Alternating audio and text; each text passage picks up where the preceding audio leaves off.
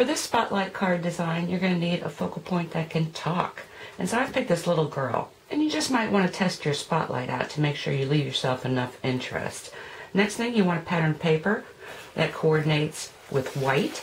And so I'm using the Park Lane, and that will give you your color palette. So let's begin by stamping her on a piece of Whisper White cardstock. And then the next thing you're going to do is heat emboss. I always do two. You just need to really heat emboss the portion that you're going to be coloring in. And so I'm stamping in Versamark, and then going to use Early Espresso embossing. Once you have your spotlight image heat embossed, all that happens next is coloring in. So I've got some skin tone alcohol markers, my stick and write markers, a blender pen, and some stamp pads. So I'm going to do them both once again. Okay, once you've got your focal colored in, go ahead and punch her out. And it's going to look like this. Then you need to decide whether you're going to matte. So if you're going to matte, just go ahead and trim out a circle just a little bit bigger. She's going to be propped up on foam tape, so it's not necessary, but just adds another little highlight. So you've got her. Now you want to decide what she wants to say. In this case, I'm going with "Hey there." So they're just saying clear stamps and the framelits. And now it's time to look at your card design. So once again, we're using a lot of patterned papers. You notice I haven't really trimmed her base out yet. So I know I've got that. She's just grabbing some attention. I'm going to put this panel here. This is just a 2-inch panel that goes end to end. I'm going to have a little strip. I want this really colorful.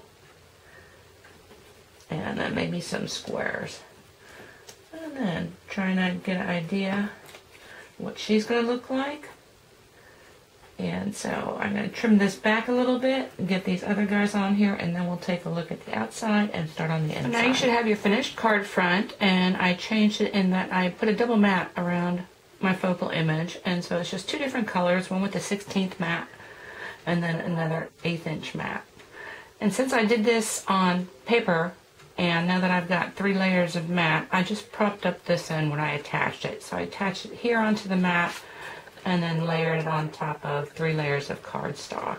Then of course added my squares. And when we open her up, it's so pretty. So she's still peeking out over here, and now she's got her happy birthday sentiment to add. And then I just added some buttons and pennants. The buttons are using the Sizzlet or Embosslet. And then this is the, I think it's called the Pennant Punch.